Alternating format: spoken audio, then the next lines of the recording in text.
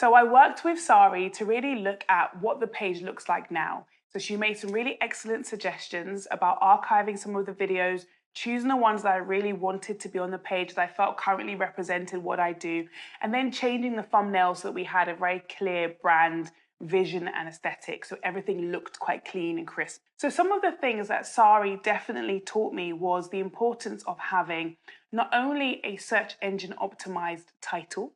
but also in the body of the description, making sure there was clear links to any websites you wanted your customer to be able to find, that the chapters were easily outlined so people could skip to the bit in the video they wanted to watch, making sure that my bio was on there, making sure that, all of it was really clear so it makes it easy for a customer to interact. And so it's so important to find the right expert to help you to build your brand and bring it forward. And so I was so happy to be able to get Sari on board to help me with building and rebuilding that channel, to put the videos up every week, to make sure they're out on time, to make sure they have all the right features and characteristics and the subscribe here button and the like there button and so on.